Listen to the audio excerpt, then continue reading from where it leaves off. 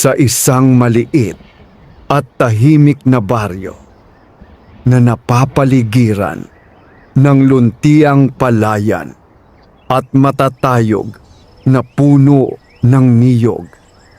Nakatira ang isang matandang babae na kilala ng lahat sa pangalang Lola Linda. Ang kanyang bahay ay yari lamang sa kahoy at yero.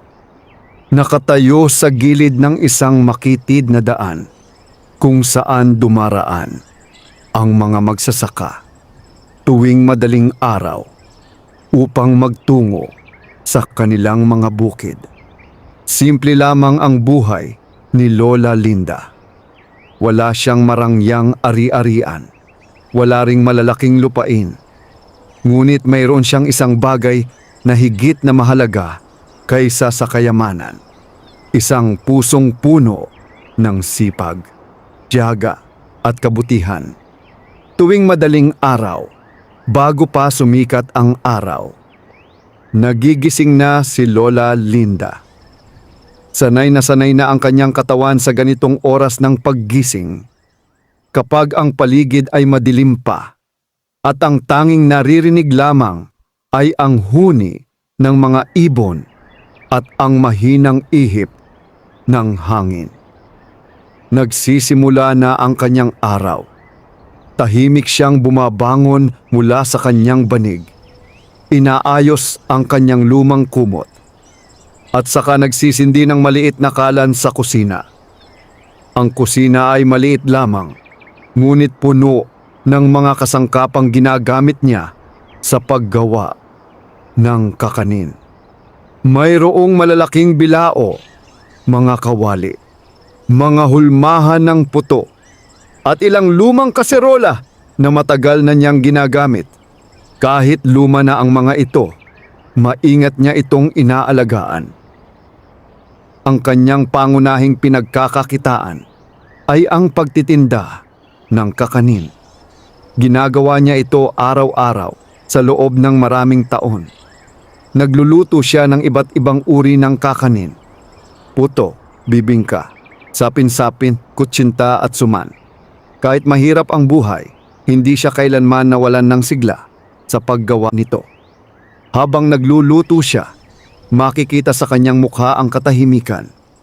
Para bang ang simpleng gawaing ito ay hindi lamang paraan ng paghahanap buhay, kundi bahagi na ng kanyang pagkatao. Mabagal, ngunit maingat niyang hinahalo ang galapong sa isang malaking mangkok. Idinadagdag niya ang asukal at gata ng niyog. Sa kanya ito hinahalo ng dahan-dahan. Minsan ay napapangiti siya habang ginagawa ito. Naalala niya ang mga panahong bata pa siya.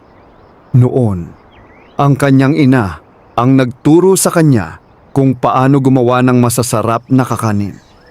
Bata pa lamang siya noon, ngunit madalas na siyang sumasama sa kanyang ina sa kusina. Ang kanyang ina ang unang nagturo sa kanya na ang pagkain ay hindi lamang basta pagkain. Ito ay dapat ginagawa ng may pagmamahal. Kapag niluto mo ang pagkain ng may malasakit, mas masarap ito, madalas sabihin ng kanyang ina. Hanggang ngayon ay dala pa rin ni Lola Linda ang aral na iyon. Matapos ihanda ang mga sangkap, sinisimulan na niyang ilagay ang timpla sa mga hulmahan. Ang singaw mula sa kumukulong tubig ay unti-unting pumupuno sa kusina habang niluluto ang mga puto. Habang hinihintay niyang maluto ang mga ito, tumingin siya sa maliit na bintana. Unti-unti nang nagiging maliwanag ang langit. Ang araw ay nagsisimula nang sumikat sa likod ng mga bundok. Sa labas ng bahay ay makikita ang ilang magsasaka na naglalakad papunta sa kanilang bukid. Ang iba ay kumakaway kay Lola Linda kapag napapansin siyang nakasilip sa bintana. Ngumingiti naman siya at bahagyang kumakaway pabalik. Kilala siya ng maraming tao sa baryo. Hindi lamang dahil sa kanyang mga kakanin, kundi dahil sa kanyang mabuting puso. May mga pagkakataon na may batang dumadaan sa kanyang bahay na walang baon o walang pera. Kapag nakikita niya ang mga ito, hindi siya nagdadalawang isip na bigyan sila ng libreng kakanin. Mag-aral kayo ng mabuti, lagi niyang sinasabi sa kanila. Hindi niya kailanman itinuring na kawalan ang pagbibigay. Para sa kanya, ang pagtulong ay isang biyaya rin. Matapos maluto ang mga puto, isa-isa niya itong inilalagay sa bilao. Maingat niyang inaayos ang mga ito upang maging kaaya-aya sa paningin. Sumunod niyang niluto ang bibingka. Ang mabangong amoy nito ay agad na kumalat sa buong bahay. Ang usok mula sa kalan ay umakyat sa bubong at lumabas sa maliit na butas na nagsisilbing bentilasyon. Nang matapos niya ang lahat ng kakanin, inilagay niya ang mga ito sa malalaking bilao na tatakpan ng malinis na tela. Pagkatapos ay naghanda siya upang pumunta sa palengke. Ang palengke ng baryo ay hindi kalakihan, ngunit ito ang sentro ng buhay ng mga tao sa kanilang lugar. Doon nagtitipon ang mga nagtitinda ng gulay, isda, prutas at iba't ibang pagkain. Buhat-buhat ni Lola Linda ang 2 bilao ng kakanin habang naglalakad siya patungo roon. Hindi madali ang kanyang ginagawa. Matanda na siya at ang kanyang mga hakbang ay hindi na kasing bilis ng dati. Ngunit hindi siya nagrereklamo. Sa halip, nagpapatuloy lamang siya. Habang naglalakad siya sa makitid na daan, napansin niya ang mga batang papasok sa paaralan. Ang ilan sa kanila ay kumaway sa kanya. "Magandang umaga po, Lola Linda." "Magandang umaga rin sa inyo," sagot niya habang nakangiti. Pagdating niya sa palengke, agad siyang naghanap ng pwesto kung saan niya maaaring ilapag ang kanyang mga bilao. May maliit siyang mesa na matagal na niyang ginagamit. Doon niya inaayos ang kanyang mga paninda. Hindi nagtagal ay may mga unang mamimili na lumapit. "Lola Linda, bibili ako ng puto," sabi ng isang babae. Agad niya itong binigyan at maingat na binalot. Ang kanyang mga kakanin ay kilala sa buong baryo dahil sa kanilang sarap. Maraming tao ang bumibili mula sa kanya. Ngunit kahit ganoon, hindi pa rin sapat ang kanyang kinikita upang magkaroon ng marangyang buhay. Sapat lamang ito upang matustusan ang kanyang pang-araw-araw na pangangailangan. Ngunit hindi iyon naging dahilan upang mawalan siya ng pag-asa. Sa bawat araw na lumilipas, patuloy siyang nagsisikap. Hindi niya alam na sa mga susunod na araw ay may mangyayaring kakaiba sa kanyang buhay. Isang pangyayaring magbabago sa kanyang kapalaran. Isang nilalang na matagal nang nagmamasid sa kanya mula sa kailaliman ng kagubatan. Ang unti-unti nang lalapit sa kanyang mundo. At sa hindi inaasahang pagkakataon, magsisimula ang isang kwento na magbibigay ng bagong pag-asa sa matandang nagtitinda ng kakanin. Lumipas ang ilang araw na katulad lamang ng mga nakaraang araw sa buhay ni Lola Linda. Patuloy pa rin ang kanyang simpleng pamumuhay. Tuwing madaling araw ay gumigising siya upang maghanda ng kakanin. At pagkatapos ay naglalakad papunta sa palengke upang magtinda. Bagamat matanda na, hindi kailanman naging hadlang ang kanyang edad upang ipagpatuloy ang kanyang hanapbuhay. Para sa kanya, ang pagtitinda ng kakanin ay hindi lamang trabaho, kundi bahagi na ng kanyang pagkatao. Sa baryong iyon, kilala si Lola Linda bilang isang mabait at mapagbigay na tao. Hindi siya kailanman naging madamot.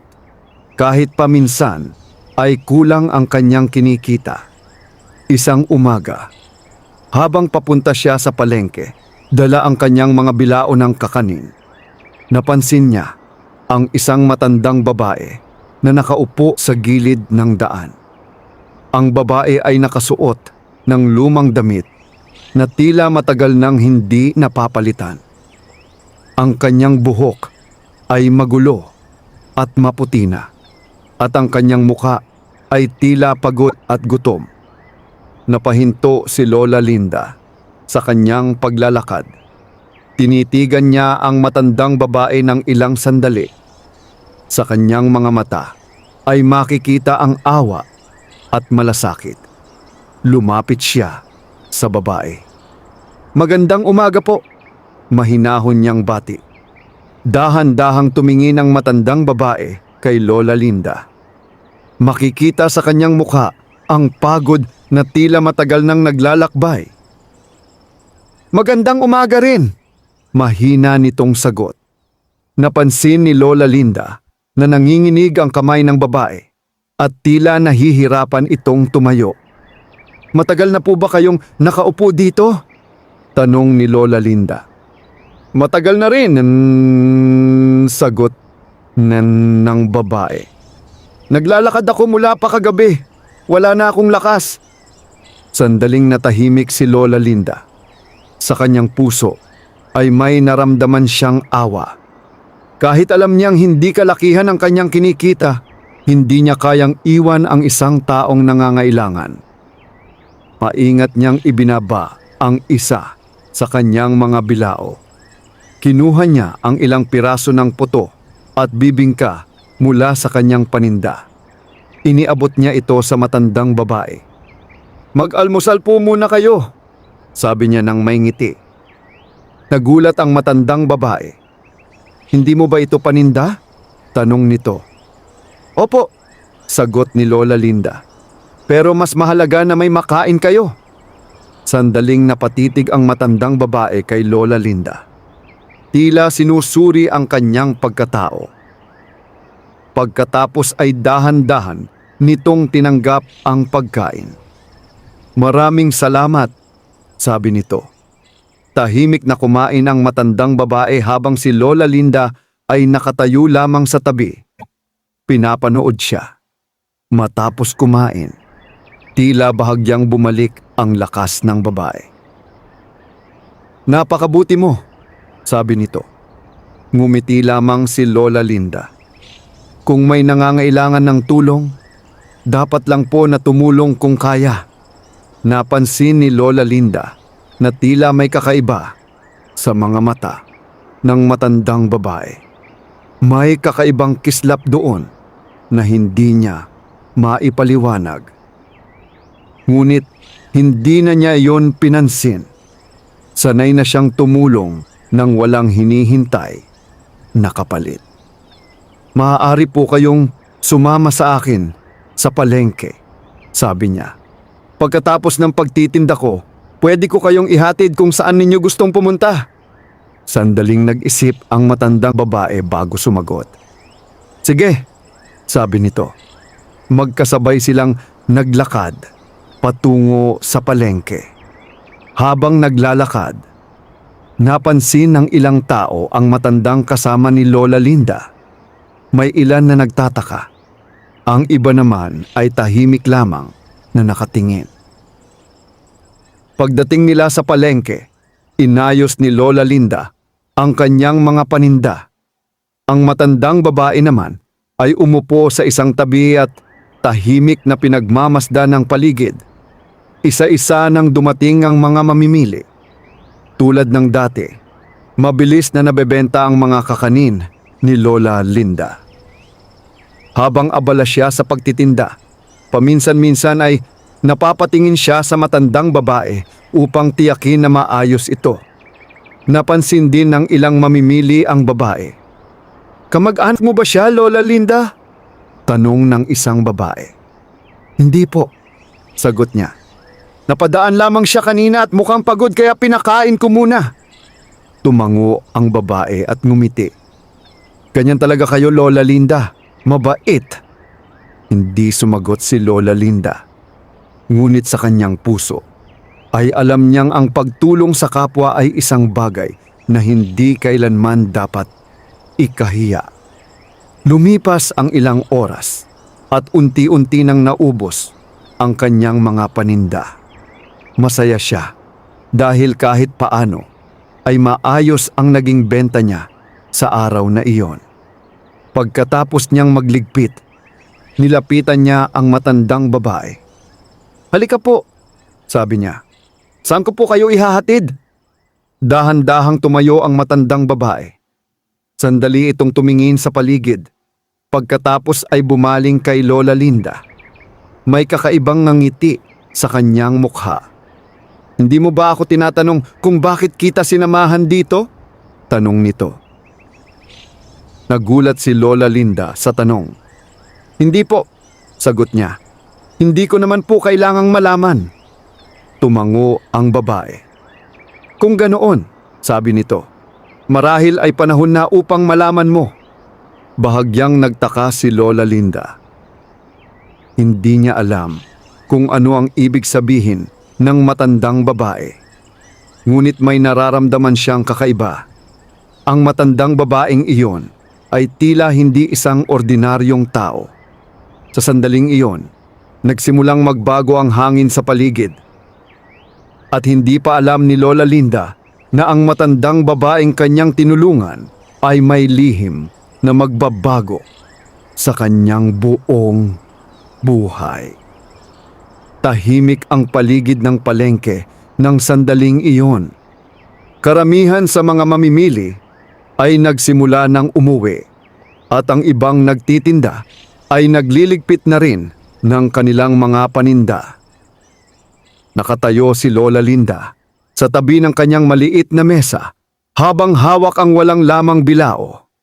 Sa kanyang harapan ay ang matandang babaeng kanyang pinakain at sinamahan sa palengke. May kakaibang katahimikan sa pagitan nilang dalawa. Napansin ni Lola Linda na ang hangin ay tila mas malamig kaysa kanina. Ang mga dahon ng puno sa tabi ng palengke ay bahagyang gumagalaw. Kahit hindi naman malakas ang ihip ng hangin. Hindi niya maipaliwanag kung bakit, ngunit may kakaiba siyang nararamdaman. Tinitigan siya ng matandang babae. Ang kaninang mukhang pagod at mahina ay tila unti-unting nagbago. Ang kanyang mga mata ay may kakaibang liwanag na hindi pangkaraniwan. "Lola Linda," mahinahong sabi ng matandang babae. Nagulat si Lola Linda. "Paano ninyo nalaman ang pangalan ko?" tanong niya. Ngumiti ang matandang babae. "Matagal na kitang kilala," sagot nito. Lalong nagtaka si Lola Linda. Hindi niya maalala kung kailan niya nakilala ang babaeng iyon. Sa baryo nila. Halos lahat ng tao ay kilala niya, ngunit hindi niya matandaan na nakita niya na ang matandang babae noon. "Pasensya na po," sabi ni Lola Linda. "Hindi ko po kayo maalala." Ngunit hindi ito ikinagulat ng babae. Sa halip ay tila inaasahan na niya ang sagot na iyon. "Hindi mo talaga ako maaalala," sabi ng babae. "Dahil ngayon mo pa lamang ako nakilala ng ganito." Bahagyang kumunot ang noo ni Lola Linda. Hindi niya lubos na nauunawaan ang ibig sabihin ng matandang babae. Sa sandaling iyon ay napansin niya ang isang kakaibang bagay. Ang dating gusot at maruming damit ng babae ay tila unti-unting nagiging malinis. Ang buhok nitong magulo kanina ay parang inaayos ng hangin.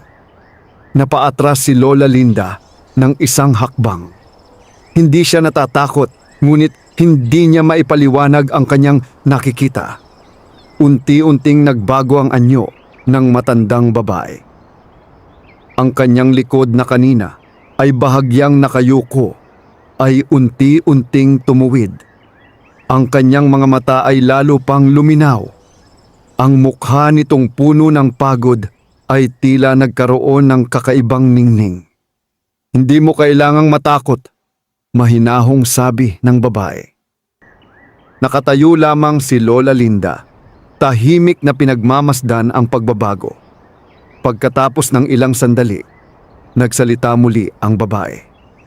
Ako ay hindi isang ordinaryong matandang babae, sabi nito. Napabuntong hininga si Lola Linda.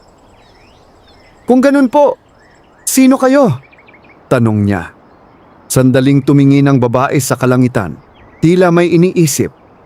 Pagkatapos ay muli siyang tumingin kay Lola Linda. Ako ay isang diwata, sabi nito ng mahinahon. Napatingin si Lola Linda sa kanya. Ang salitang iyon ay matagal na niyang naririnig sa mga kwento ng matatanda noong bata pa siya. Ngunit kailanman ay hindi niya inakalang makakatagpo siya ng isa sa totoong buhay. Isang diwata, mahina niyang tanong. Tumango ang babae.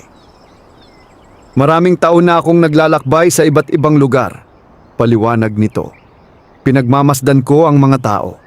Sinusubok ko ang kanilang kabutihan. Hindi makapagsalita si Lola Linda. Tahimik lamang siyang nakikinig. Marami akong nakilalang tao, patuloy ng diwata. Mayayaman, mahihirap, makapangyarihan at mga taong walang-wala. Bahagyang lumambot ang boses nito. Ngunit hindi lahat ay may mabuting puso. Naalala ni Lola Linda ang nangyari kanina. Ang matandang babae na tila gutom at pagod. Ang kanyang paglapit upang tulungan ito. Hindi niya iyon ginawa upang magpakitang gilas. Ginawa niya iyon dahil iyon ang tama. Kanina, sabi ng diwata, sinubok kita. Bahagyang nagulat si Lola Linda. Sinubok? Tanong niya. Oo, sagot ng diwata. Nagpanggap ako bilang isang mahirap at gutom na matanda. Natahimik si Lola Linda. Maraming tao ang dumaan sa akin kanina, patuloy ng diwata. Ngunit karamihan ay hindi man lamang tumingin sa akin. Bahagyang yumuko ang ulo ni Lola Linda. Ngunit ikaw, sabi ng diwata, lumapit ka. Naalala ni Lola Linda ang sandaling iyon. Ang matandang babae sa gilid ng daan. Ang kanyang pag-aabot ng pagkain. Hindi mo ako kilala, sabi ng diwata. Ngunit tinulungan mo pa rin ako. Tahimik ang paligid habang nagsasalita ang diwata. Ang ilang tao sa palengke ay tila hindi napapansin ang kanilang pag-uusap. Para bang ang sandaling iyon ay para lamang sa kanilang dalawa. Sa loob ng maraming taon, sabi ng diwata, pinagmamasdan kita.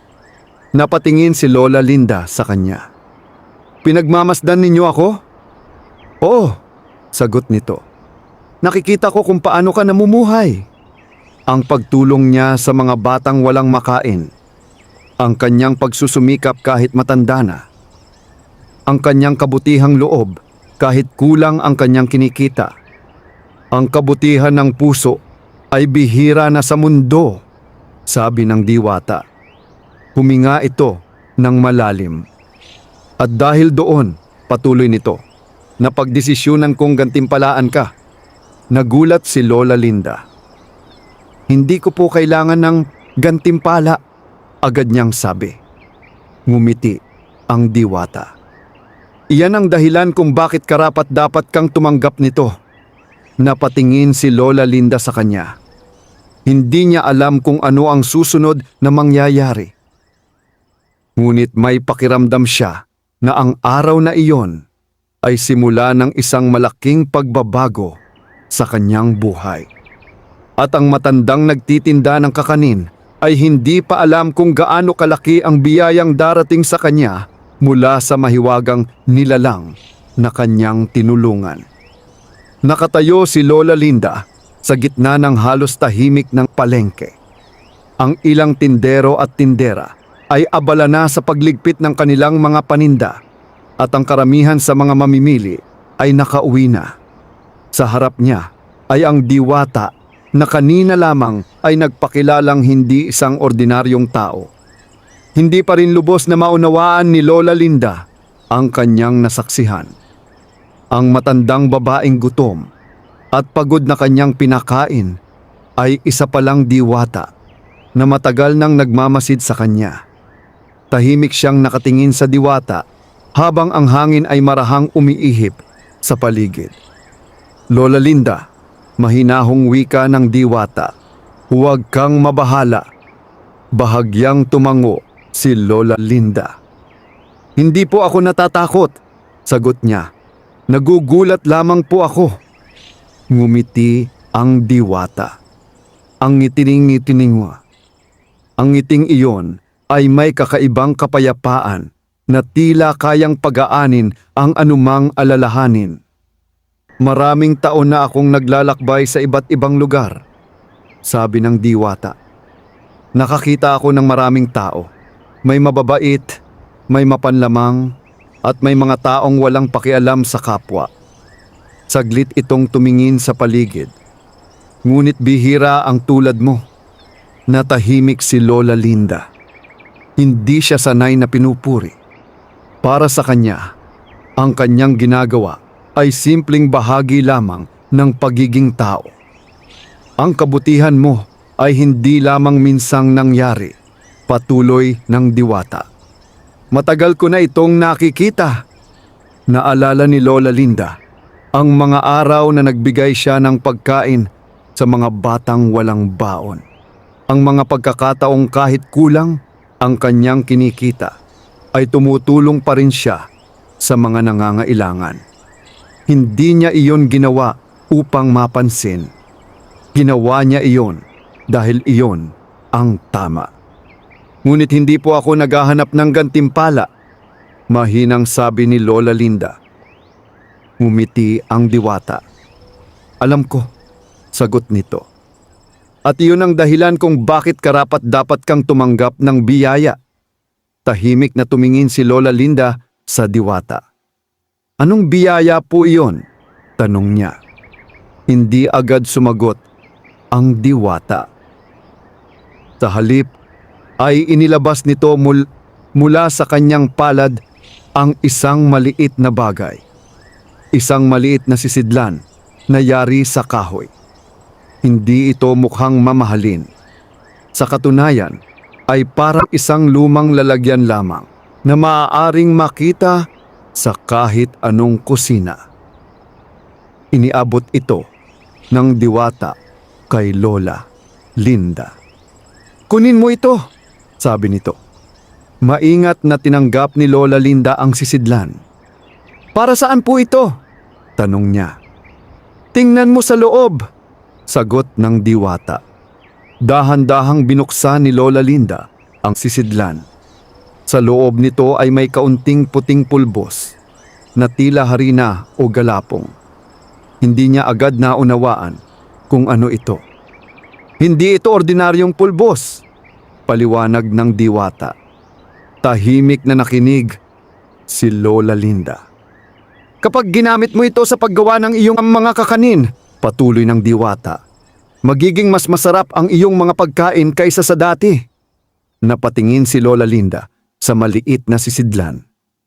Ngunit hindi lamang iyon, dagdag ng diwata. Ang sinumang makatikim ng iyong mga kakanin ay makakaramdam ng saya at pag-asa. Bahagyang kumunot ang noo ni Lola Linda. Hindi niya lubos maisip kung paano mangyayari iyon. Ngunit ramdam niyang may kakaibang kapangyarihan ang bagay na hawak niya. Ilagay mo lamang ang kaunting pulbos na ito sa bawat gagawin mong kakanin, sabi ng diwata. Hindi ito mauubos hanggat ginagamit mo ito ng may mabuting layunin. Nagulat si Lola Linda. Hindi mauubos? Oo, sagot ng diwata. Ngunit tandaan mo ang isang bagay. Naging seryoso ang boses nito. Ang biyayang ito ay para lamang sa kabutihan. Tulungan mo pa rin ang mga nangangailangan. Huwag mong gamitin ang biyayang ito upang manlamang o magmalaki. Tahimik na tumango si Lola Linda. Pangako ko po, sabi niya. Ngumiti ang diwata. Alam kong hindi mo ako bibiguin. Saglit na tumahimik ang paligid. Pagkatapos ay nagsalita muli ang diwata. Simula bukas, sabi nito, mapapansin mong magbabago ang takbo ng iyong buhay. Ngunit tandaan mo, ang tunay na biyaya ay hindi lamang kayamanan. Ang tunay na biyaya ay ang kakayahang makatulong sa iba. Mahigpit na hinawakan ni Lola Linda ang maliit na sisidlan. Pakiramdam niya ay parang may bagong pag-asa na dumating sa kanyang buhay. Maraming salamat po, sabi niya ng taos puso. Ngunit sa sandaling iyon, napansin niyang tila lumiliwanag ang paligid. Ang hangin ay muling umihip. Nang muli siyang tumingin sa kanyang harapan, napagtanto niyang wala na ang diwata. Para bang bigla itong naglaho. Napatingin siya sa paligid, ngunit walang bakas ng kung saan ito nagpunta. Tanging ang maliit na sisidlan sa kanyang kamay ang patunay na ang lahat ng nangyari ay totoo. Huminga ng malalim si Lola Linda. Pagkatapos ay dahan-dahan niyang inilagay ang sisidlan sa kanyang bayong. Habang naglalakad siya pauwi sa kanyang maliit na bahay, hindi niya maiwasang mag-isip. Hindi niya alam kung ano ang mangyayari kinabukasan. Ngunit nararamdaman niya na ang simpleng buhay na matagal niyang nakasanayan ay malapit ng magbago. At sa kanyang paglalakad pauwi, nagsisimula na ang bagong yugto ng kanyang buhay. Isang yugto na magdadala sa kanya sa mga biyayang hindi niya kailanman inakala. Kinabukasan, tulad ng nakasanayan, nagising si Lola Linda bago pa sumikat ang araw. Tahimik pa ang buong baryo. Ang malamig na hangin ng madaling araw ay marahang dumadampi sa kanyang maliit na bahay na yari sa kahoy. Unti-unti siyang bumangon mula sa kanyang banig at inayos ang kumot na kanyang ginamit sa magdamag. Ilang sandali siyang naupo sa gilid ng kama habang pinagmamasdan ng mahinang liwanag na pumapasok sa maliit na bintana ng kanyang silid. Naalala niya ang nangyari kahapon. Ang matandang babae sa gilid ng daan, ang bigla nitong pagbabago ng anyo, at ang mahiwagang sisidlan na ibinigay nito sa kanya. Dahan-dahan siyang tumayo at naglakad patungo sa kusina. Sa ibabaw ng maliit na mesa ay naroon ang kanyang bayong na ginamit kahapon sa palengke. Maingat niyang kinuha ito at inilabas ang maliit na sisidlang kahoy na ibinigay ng diwata. Tahimik niyang pinagmasdan iyon. Simple lamang ang itsura nito, ngunit alam niyang hindi ito isang ordinaryong bagay. Marahang binuksan ni Lola Linda ang sisidlan. Sa loob ay naroon pa rin ang puting pulbos na tila napakapino. Hindi niya alam kung ano ang mangyayari kapag ginamit niya ito, ngunit naalala niya ang sinabi ng diwata. Kapag ginamit niya ito sa paggawa ng kakanin, magiging mas masarap ang kanyang mga pagkain. Huminga ng malalim si Lola Linda. Subukan ko, mahina niyang sabi sa sarili. Sinimulan niya ang kanya pang-araw-araw na gawain sa kusina. Inihanda niya ang mga sangkap na matagal na niyang ginagamit. Galapong, gata ng niyog, asukal, at iba pang rekado para sa kanyang mga kakanin. Sanay na siya sa prosesong ito. Sa loob ng maraming taon ay halos pareho lamang ang kanyang ginagawa tuwing umaga. Ngunit sa araw na iyon, may kakaiba siyang pakiramdam. Parang may bagong pag-asa sa kanyang puso. Habang hinahalo niya ang galapong at gata ng niyog sa isang malaking mangkok, sandali siyang tumigil. Kinuha niya ang maliit na sisidlan. Maingat niyang dinampot ang kaunting pulbos mula rito at inilagay sa timpla ng kanyang puto. Bahagya niya itong hinalo. Wala namang kakaibang nangyari sa unang tingin. Ngunit napansin niya ang isang bagay. Ang amoy ng timpla ay tila mas mabango kaysa dati. Hindi niya maipaliwanag kung bakit, ngunit tila may kakaibang halimuyak ang kanyang ginagawa. Nagpatuloy siya sa paghahanda ng kanyang mga kakanin. Ginamit niya ang pulbos sa iba pang timpla, sa bibingka, kutsinta at sapin-sapin. Hindi niya nilagyan ng marami, kaunti lamang sa bawat halo. Pagkatapos ay inilagay niya ang mga ito sa mga hulmahan at inilagay sa ibabaw ng kumukulong tubig upang maluto. Habang naghihintay, tahimik siyang nakaupo sa tabi ng kalan. Ang singaw mula sa nilulutong puto ay unti-unting pumupuno sa kusina. Ngunit maya-maya ay napansin niya ang isang bagay. Ang amoy ng mga kakanin ay mas mabango kaysa sa dati. Ang bango nito ay tila kumakalat sa buong bahay. Napangiti si Lola Linda. Parang mas masarap nga, mahina niyang sabi. Nang maluto ang mga puto, isa-isa niya itong inilabas mula sa hulmahan. Napansin niya na mas maputi at mas malambot ang mga ito kaysa sa karaniwan. Sinubukan niyang tikman ang isa. Pagkalapat pa lamang nito sa kanyang dila, ay agad niyang naramdaman ang kakaibang sarap. Mas malambot, mas mabango, at tila may kakaibang init na nagbibigay ng ginhawa sa pakiramdam. Napangiti siya ng malaki. Hindi niya inaasahan na ganoon kasarap ang magiging resulta. Salamat, bulong niya habang hawak ang maliit na sisidlan. Pagkatapos ihanda ang lahat ng kakanin, inilagay niya ang mga ito sa mga bilao at tinakpan ng malinis na tela. Tulad ng nakasanayan, naglakad siya patungo sa palengke. Ngunit pagdating niya roon, ay may kakaibang nangyari. Hindi pa man siya tuluyang nakakapag-ayos ng kanyang mesa, ay may mga taong lumapit na agad. Lola Linda, parang napakabango ng paninda ninyo ngayon, sabi ng isang babae. Ngumiti si Lola Linda. Katulad lang po ng dati, sagot niya. Ngunit hindi nagtagal ay dumami ang mga taong lumalapit sa kanyang pwesto. May mga mamimili na hindi pa niya nakita noon.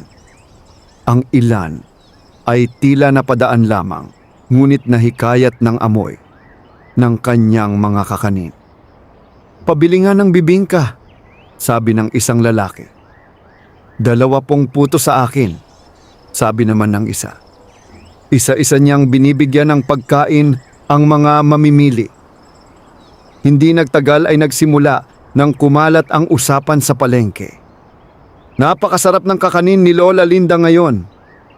Mas malambot kaysa dati. Parang kakaiba ang lasa. Habang lumilipas ang oras, mas lalo pang dumadami ang mga bumibili. Hindi nagtagal ay halos maubos ang kanyang paninda. Nagulat si Lola Linda. Karaniwan ay may natitira pa siyang ilang piraso ng kakanin kapag hapon na. Ngunit sa araw na iyon, halos wala pang tanghali ay ubos na ang lahat. Tahimik siyang nakaupo sa tabi ng kanyang mesa habang hawak ang walang lamang bilao. Hindi niya mapigilang ngumiti. Sa kanyang puso ay alam niyang ang lahat ng ito ay dahil sa biyayang ibinigay ng diwata. Ngunit higit pa roon, naramdaman niyang may bagong pag-asa ang kanyang simpleng buhay. At hindi pa niya alam na ang araw na iyon ay simula lamang ng mas malalaking pagbabago na darating sa kanyang buhay. Ang matandang nagtitinda ng kakanin ay unti-unti nang tinatahak ang landas patungo sa isang buhay na puno ng biyaya at pagkakataon. Matapos ang kakaibang araw ng pagtitinda, umuwi si Lola Linda na may halong pagod at tuwa sa kanyang puso. Habang naglalakad siya, pauwi dala ang kanyang mga walang lamang bilao. Hindi niya maiwasang isipin ang nangyari sa palengke. Hindi pa nangyayari noon na ganoon kabilis maubos ang kanyang mga paninda. Karaniwan ay kailangan niyang maghintay hanggang hapon bago maubos ang kanyang mga kakanin. May mga pagkakataon pa nga na may natitira siyang ilang piraso na iniuuwi na lamang niya sa bahay. Ngunit sa araw na iyon, bago pa man sumapit ang tanghali, ay ubos na ang lahat. Habang naglalakad siya sa makitid na daan, patungo sa kanyang bahay, napansin niyang mas magaan ang kanyang pakiramdam. Hindi lamang dahil sa magandang benta, may kakaiba ring saya na kanyang nararamdaman. Pagdating niya sa kanyang maliit na bahay, maingat niyang inilapag ang mga bilao sa mesa. Umupo siya sa isang lumang bangkito sa tabi ng bintana.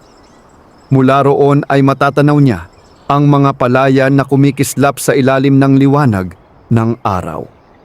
Dahan-dahan niyang inilabas ang maliit na sisidlang kahoy mula sa kanyang bayong. Tahimik niyang tinitigan ito. Naalala niya ang diwata na nagbigay nito sa kanya. Ang mga sinabi nito tungkol sa biyaya at kabutihan. Hindi ko sasayangin ang biyayang ito, mahina niyang sabi sa sarili. Kinabukasan, muli siyang nagising ng maaga. Mas maaga pa kaysa sa karaniwan. May bagong sigla siyang nararamdaman habang naghahanda sa kusina. Inihanda niya ang mga sangkap para sa kanyang mga kakanin at tulad ng ginawa niya kahapon, naglagay siya ng kaunting pulbos mula sa mahiwagang sisidlan. Habang niluluto niya ang mga puto at bibingka, muli niyang napansin ang kakaibang bango na kumakalat sa kusina. Ang bango nito ay tila mas matamis at mas kaaya-aya kaysa dati. Matapos maluto ang lahat ng kanyang paninda, inilagay niya ang mga ito sa mga bilao. Sa araw na iyon ay mas marami ang kanyang ginawa. Naisip niyang baka marami ulit ang bumili. Pagdating niya sa palengke, nagulat siya sa kanyang nakita. May ilang tao na agad na lumapit sa kanya. "Lola Linda, nandyan na kayo," sabi ng isang babae. "Kanina pa kami naghihintay," dagdag ng isa pang mamimili. Nagulat si Lola Linda. "Bakit po kayo naghihintay?" tanong niya. "Napakasarap po ng kakanin ninyo kahapon," sagot ng isang lalaki. "Bumalik po ako ngayon para bumili ulit." Napangiti si Lola Linda. Hindi niya inaasahan na babalik ang mga mamimili. Habang inaayos niya ang kanyang mga paninda sa mesa, mas lalo pang dumami ang mga lumalapit. May mga bagong mukha na tila nakarinig lamang ng balita tungkol sa kanyang mga kakanin. Ang ilan ay galing pa sa kalapit na baryo. "Dito daw ang pinakamasarap na puto," sabi ng isang babae. "Tikman nga natin," sabi naman ng kanyang kasama. Isa-isa niyang pinagsilbihan ang mga mamimili. Habang lumilipas ang oras, napansin ng ibang nagtitinda sa palengke ang dami ng tao sa kanyang pwesto. "Parang napakasikat na ng kakanin mo, Lola Linda," sabi ng isang tindera ng gulay. Ngumiti lamang si Lola Linda. "Salamat po," sagot niya. Hindi siya nagmalaki. Sa halip ay mas lalo siyang naging mapagpasalamat. Hindi nagtagal ay muling naubos ang kanyang mga paninda. Mas maaga pa kaysa kahapon. Habang nagliligpit siya ng kanyang mesa, may lumapit na isang matandang lalaki. "Lola Linda," sabi nito, "matagal na akong nagtitinda sa palengke na ito." Tahimik na nakinig si Lola Linda. "Marami na akong natikmang kakanin," patuloy ng lalaki. "Pero kakaiba ang iyo." Ngumiti si Lola Linda. "Salamat po. May kakaiba sa lasa," sabi ng lalaki. "Hindi ko may paliwanag, pero kapag kinakain ko ito ay parang gumagaan ang pakiramdam ko." Napaisip si Lola Linda. Naalala niya ang sinabi ng diwata. Ang sinumang makatikim ng kanyang kakanin ay makakaramdam ng saya at pag-asa. Marahil ay totoo nga iyon. Habang naglalakad siya pauwi sa kanyang bahay, may ilang bata na tumakbo papunta sa kanya. "Lola Linda!" sigaw ng mga ito. Tumigil siya at ngumiti. "Ano iyon?" tanong niya. "May natira pa po ba kayong kakanin?" tanong ng isang bata. Tiningnan niya ang kanyang bilao. May natira pang ilang piraso ng puto na inilaan sana niya para sa kanyang sarili. Ngunit hindi siya nagdalawang isip. Ibinigay niya ang mga ito sa mga bata. "Salamat po," masayang sabi ng mga ito. Habang pinapanood niya ang mga batang masayang kumakain ng puto, naramdaman ni Lola Linda ang kakaibang init sa kanyang puso. Ang biyayang ibinigay ng diwata ay hindi lamang nagdala ng masarap na pagkain. Nagdadala rin ito ng saya sa mga tao. At sa araw-araw na lumilipas, unti-unting nakikilala si Lola Linda sa buong baryo bilang ang matandang nagtitinda ng kakanin na hindi lamang masarap magluto, kundi may pusong tunay na mabuti. Hindi pa niya alam na ang kanyang simpleng tindahan ay magsisimula ng makilala hindi lamang sa kanyang baryo, kundi pati sa mga kalapit na lugar. At kasama ng kasikatan na iyon ay ang mga bagong pagsubok na haharapin niya sa mga susunod na araw. Sa paglipas ng mga araw, lalong nakilala ang pangalan ni Lola Linda sa kanilang baryo at sa mga kalapit na lugar. Maraming tao ang dumadayo sa palengke upang tikman ang kanyang mga kakanin. May mga mamimiling nagmumula pa sa ibang baryo na narinig lamang ang balita tungkol sa kakaibang sarap ng kanyang puto, bibingka at sapin-sapin. Tuwing umaga, bago pa man tuluyang sumikat ang araw, may ilan nang naghihintay sa kanyang pwesto sa palengke.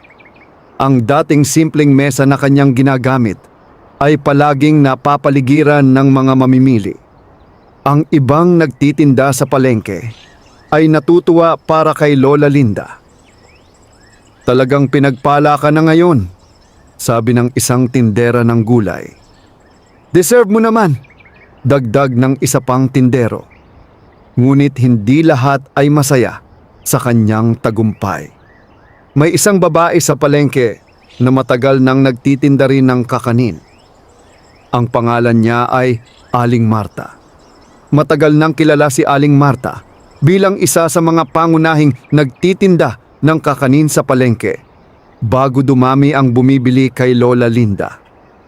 Noong mga nakaraang taon, marami ring tao ang bumibili sa kanya.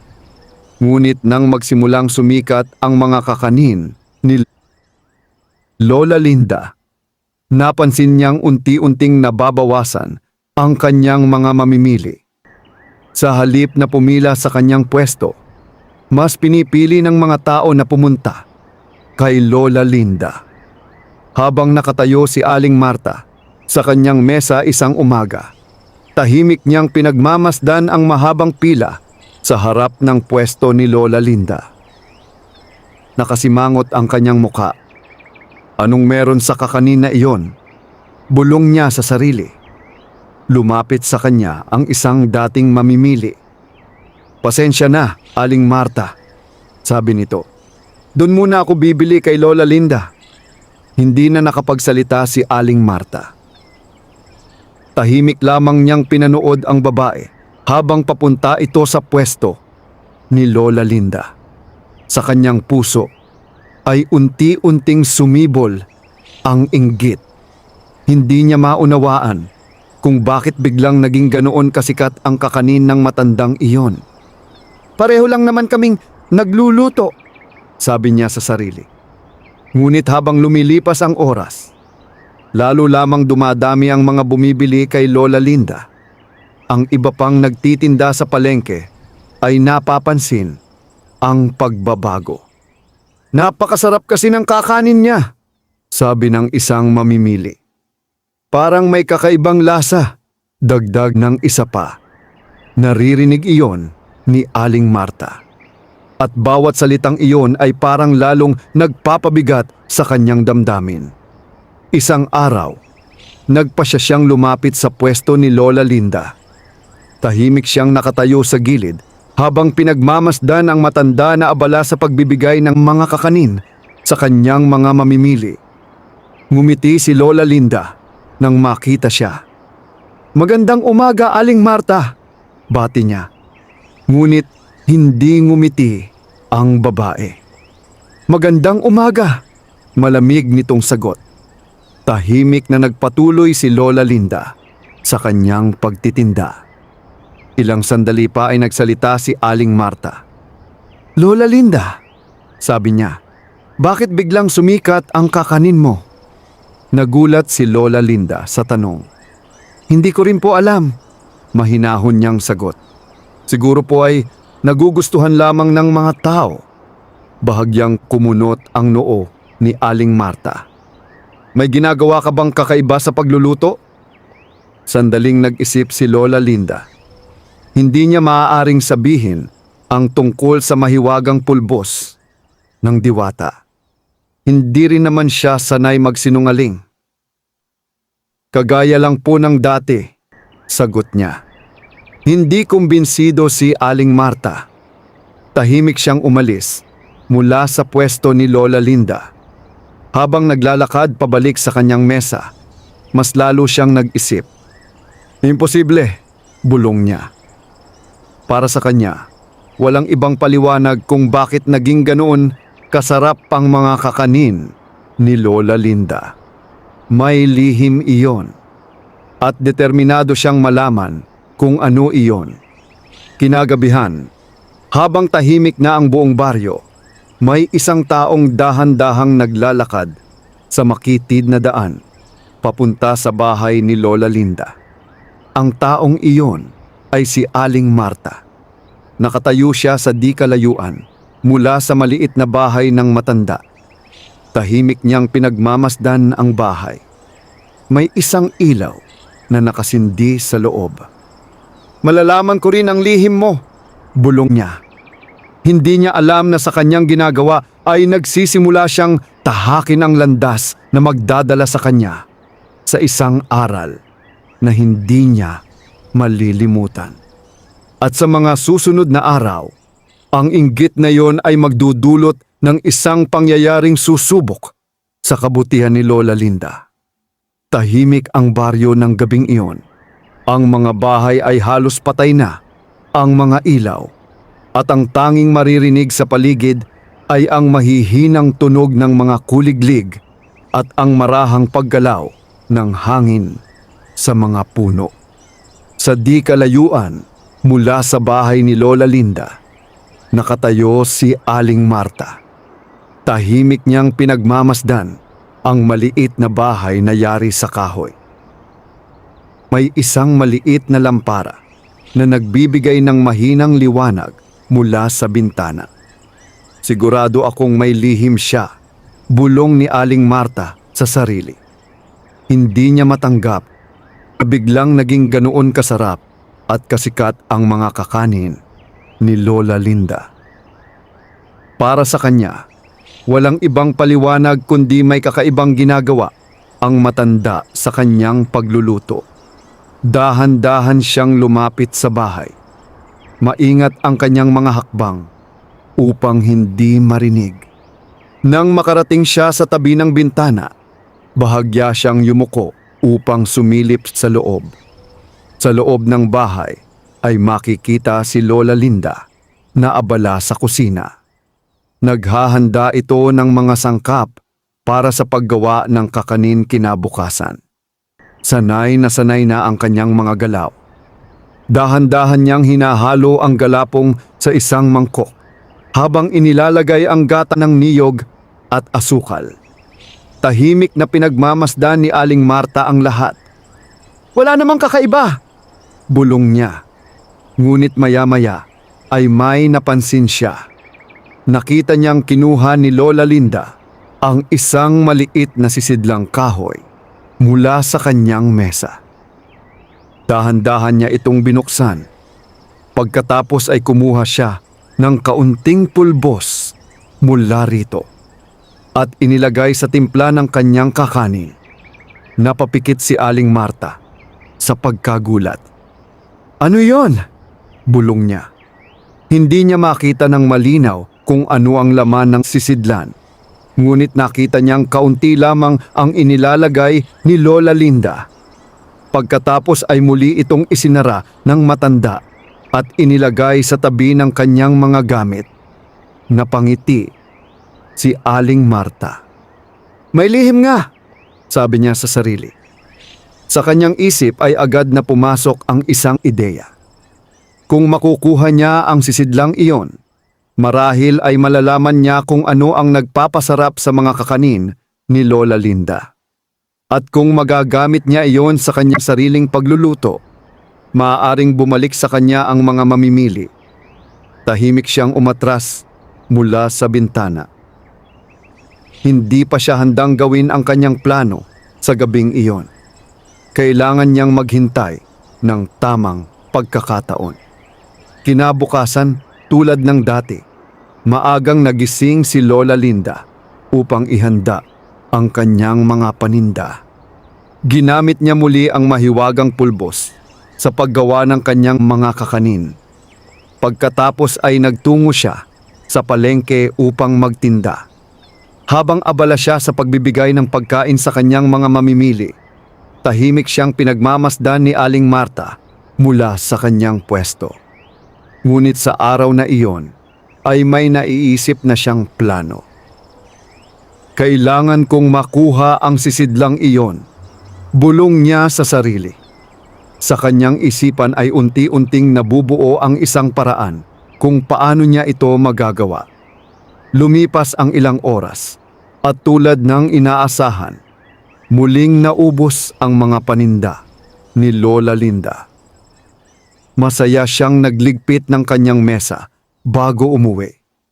Ngunit hindi niya alam na may isang taong lihim na nagmamasid sa kanya. Habang naglalakad siya pauwi sa kanyang bahay, sinundan siya ni Aling Marta mula sa di kalayuan. Hindi siya naglalakad ng masyadong malapit upang hindi mahalata. Tahimik lamang siyang sumusunod. Pagdating ni Lola Linda sa kanyang bahay, pumasok ito at isinara ang pinto. Naghintay si Aling Marta sa labas. Nagtagal siya taroon hanggang sa tuluyang dumilim ang paligid.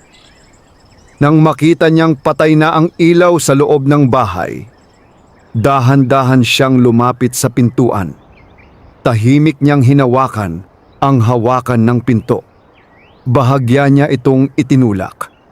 Sa kanyang gulat, napansin niyang hindi ito nakalak. Unti-unti niyang binuksan ang pinto at pumasok sa loob ng bahay. Madilim ang paligid, ngunit nakikita pa rin niya ang mga gamit sa kusina dahil sa liwanag ng buwan na pumapasok sa bintana. Dahan-dahan siyang naglakad papunta sa mesa. Alam niyang naroon ang sisidlan. Tinapa niya ang ibabaw ng mesa hanggang sa makita niya ang maliit na sisidlang kahoy. Napangiti siya. Sa wakas, bulong niya. Maingat niyang kinuha ang sisidlan. Ngunit sa sandaling iyon, hindi niya alam na ang bagay na kanyang ninanakaw ay hindi basta-basta. Ang biyayang iyon ay hindi ibinigay upang gamitin sa kasakiman. At ang kanyang ginawa sa gabing iyon ay magsisimula ng isang pangyayaring magtuturo sa kanya ng isang mahalagang aral. Mahigpit na hawak ni Aling Marta ang maliit na sisidlang kahoy habang tahimik siyang lumalabas sa bahay ni Lola Linda. Ang kanyang puso ay mabilis na tumitibok, hindi dahil sa takot lamang, kundi dahil sa pananabik. Para sa kanya, hawak na niya ngayon ang lihim na nagpapasarap sa mga kakanin ni Lola Linda. Dahan-dahan niyang isinara ang pinto ng bahay at mabilis na naglakad palayo bago pa siya mahuli. Hindi niya napansin na sa kanyang pag-alis ay tila may malamig na hangin na biglang umihip sa paligid. Pagdating niya sa kanyang sariling bahay, agad niyang inilagay ang sisidlan sa ibabaw ng kanyang mesa. Pinagmamasdan niya ito na parang isang mahalagang kayamanan. Ito pala ang dahilan, bulong niya sa sarili. Hindi na siya makapaghintay na gamitin ito. Kinabukasan, maagang nagising si Aling Marta. Mas maaga pa kaysa sa karaniwan. Puno ng kasabikan ang kanyang dibdib habang naghahanda siya ng mga sangkap para sa paggawa ng kakanin. Inilabas niya ang sisidlang kahoy na ninakaw niya mula sa bahay ni Lola Linda. Dahan-dahan niya itong binuksan. Sa loob ay naroon ang puting pulbos na nakita niya kagabi.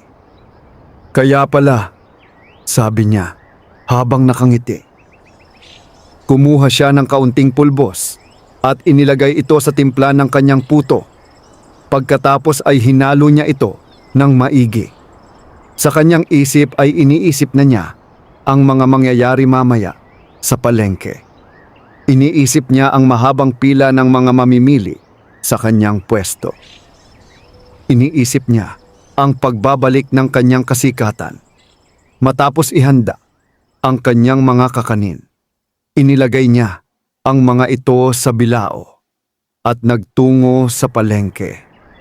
Pagdating niya roon, ay agad niyang inayos ang kanyang mesa.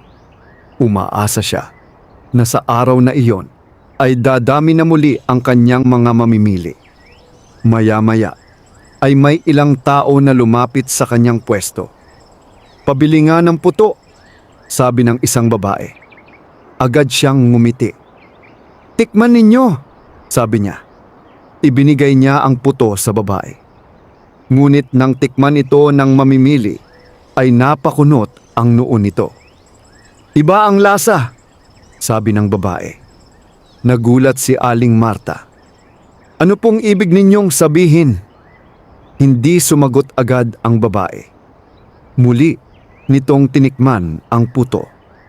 Pagkatapos ay umiling ito. Hindi ito masarap, sabi nito. Napaatras si Aling Marta. Hindi niya inaasahan ang sagot na iyon. Siguro po ay hindi lang ninyo nagustuhan, sagot niya. Ngunit maya-maya ay may isa pang mamimili na bumili. At ganoon din ang naging reaksyon nito. Parang mapait, sabi ng lalaki. Mas lalo pang nagulat si Aling Marta. Hindi niya maintindihan kung bakit ganoon ang nangyayari. Ginamit niya ang pulbos na nakita niya kay Lola Linda. Dapat sana ay sumarap ang kanyang mga kakanin. Ngunit sa halip ay tila mas lumala pa ang lasa ng mga ito. Hindi nagtagal ay kumalat ang balita sa palengke.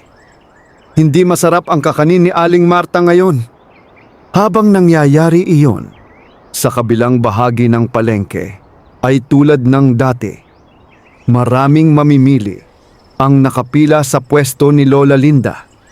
Bagamat nagtataka siya kung bakit tila nabawasan ang pulbos sa kanyang sisidlan, nagpatuloy pa rin siya sa paggawa ng kanyang mga kakanin.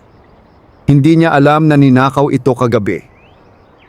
Habang pinagmamasdan ni Aling Marta ang mahabang pila sa pwesto ni Lola Linda, unti-unting napuno ng lungkot ang kanyang puso. Ang kanyang plano ay hindi gumana. Sa halip ay tila mas lalo pang napahiya ang kanyang paninda. Pagkatapos ng maghapong pagtitinda, umuwi si Aling Marta na mabigat ang loob. Pagdating niya sa kanyang bahay, inilapag niya ang sisidlan sa mesa. Sa sandaling iyon ay biglang umihip ang malamig na hangin sa loob ng kanyang bahay. Napatingin siya sa paligid. Unti-unting luminaw ang hangin sa harap niya. At mula sa liwanag na iyon ay lumitaw ang isang pamilyar na anyo. Isang babae na may kakaibang ningning sa kanyang mga mata. Ang diwata. Nanlaki ang mga mata ni Aling Marta. "Ikaw!" sabi niya nang nanginginig ang boses. Tahimik siyang tinitigan ng diwata. "Ang biyaya," sabi nito ng mahinahon, "ay hindi ibinibigay para sa kasakiman." Hindi makapagsalita si Aling Marta. Ang sisidlang iyon ay para kay Lola Linda, patuloy ng diwata. Dahan-dahan itong lumapit sa mesa at kinuha ang sisidlan. Ang kabutihan ay hindi maaaring nakawin. Yumuko ang ulo ni Aling Marta. Sa sandaling iyon ay naunawaan niya ang kanyang pagkakamali. Ang inggit at kasakiman ay nagdala lamang sa kanya ng kahihiyan. Tahimik na tumingin sa kanya ang diwata. At ang aral na ito, sabi nito, ay sana ay hindi mo makalimutan. Tahimik na nakayuko si Aling Marta sa loob ng kanyang maliit na bahay. Ang lamig ng hangin ay tila lalong nagpapabigat sa kanyang pakiramdam. Sa kanyang harapan ay nakatayo ang diwata na may mahinahong tingin, ngunit may kasamang seryosong babala sa kanyang mga mata. Hawak ng diwata ang maliit na sisidlang kahoy na ninakaw niya mula sa bahay ni Lola Linda. Hindi makatingin ng diretso si Aling Marta. Unti-unti niyang naramdaman ang bigat ng kanyang ginawa. "Patawarin ninyo ako," mahina niyang sabi. Ang kanyang boses ay puno ng pagsisisi. "Hindi ko dapat ginawa iyon." Tahimik na pinakinggan siya ng diwata. "Ang inggit," sabi ng diwata, "ay isang damdaming kayang magdala ng tao sa maling landas." Unti-unting nagtaas ng ulo si Aling Marta. May luha sa kanyang mga mata. "Hindi ko po nais na maging masama," sabi niya. "Nanghina lamang ang loob ko nang makita kong nawawala ang aking mga mamimili." Naintindihan ng diwata ang kanyang nararamdaman, ngunit hindi nito pinabayaan na mawala ang aral sa nangyari. Ang tagumpay ng iba ay hindi dahilan upang gumawa ng mali, mahinahong sabi ng diwata. Natahimik si Aling Marta. Sa sandaling iyon ay tunay niyang naunawaan ang kanyang pagkakamali. Hindi niya nakuha ang respeto ng mga tao sa pamamagitan ng panlilinlang. Sa halip ay lalo lamang siyang napahiya. Dahan-dahang inilagay ng diwata ang sisidlan sa ibabaw ng mesa. Ang biyayang ito ay para kay Lola Linda, sabi nito. Pagkatapos ay tumingin ito kay Aling Marta. Ngunit hindi ibig sabihin nito na wala ka ng pagkakataon na baguhin ang iyong sarili. Bahagyang nagulat si Aling Marta. May pagkakataon pa po ba ako? Tanong niya. Tumango ang diwata. Ang bawat tao ay may kakayahang magbago, sagot nito. Kung matututo ka sa iyong pagkakamali at magsisimula ka muli ng may mabuting hangarin, darating din ang biyaya sa iyong buhay. Unti-unting tumulo ang luha ni Aling Marta. Susubukan ko po, sabi niya. Ngumiti ng bahagya ang diwata. Pagkatapos ay dahan-dahan itong naglaho sa liwanag na tila sinamahan ng malamig na hangin. Naiwan si Aling Marta sa tahimik na bahay. Ngunit sa pagkakataong iyon ay may bagong pangunawa na sa kanyang puso. Kinabukasan, maagang nagising si Lola Linda tulad ng nakasanayan. Habang naghahanda siya sa kusina, napansin niya ang maliit na sisidlan sa ibabaw ng kanyang mesa. Nagtaka siya. Hindi niya maalala kung paano ito napunta roon. Ngunit napangiti siya nang makita ito. Maingat niyang binuksan ang sisidlan at tulad ng dati, naroon pa rin ang mahiwagang pulbos. Tahimik siyang nagpasalamat sa diwata. Muli niyang ginamit ang pulbos sa paggawa ng kanyang mga kakanin. At tulad ng mga nakaraang araw, napakabango ng kanyang mga niluto. Pagdating niya sa palengke, muli siyang sinalubong ng mga mamimili na naghihintay sa kanyang paninda. Ngunit sa araw na iyon, ay may isang tao na lumapit sa kanya na may ibang layunin. Si Aling Marta.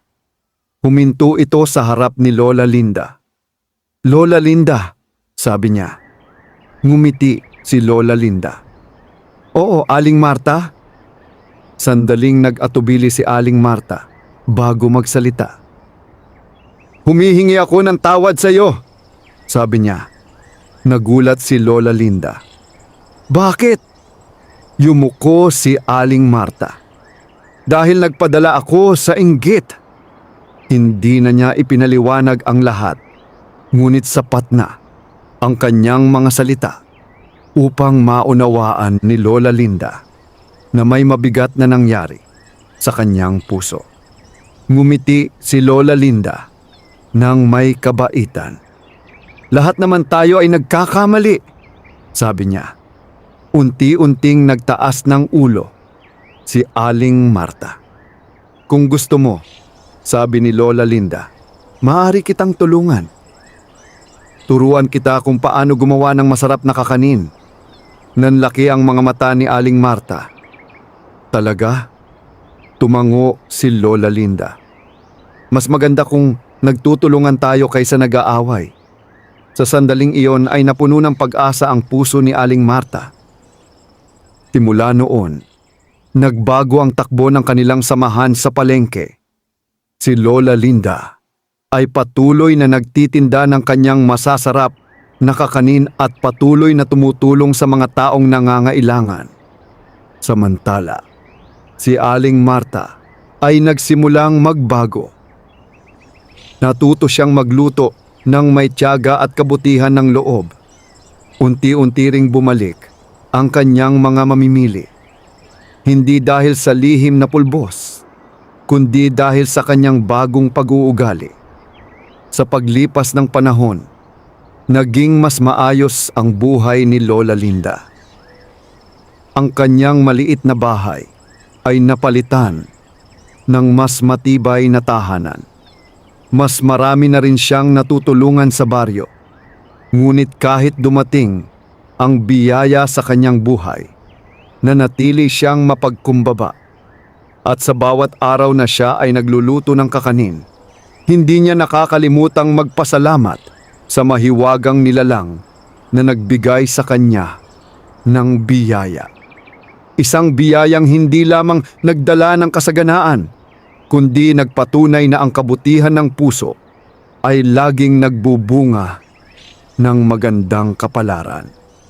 Wakas.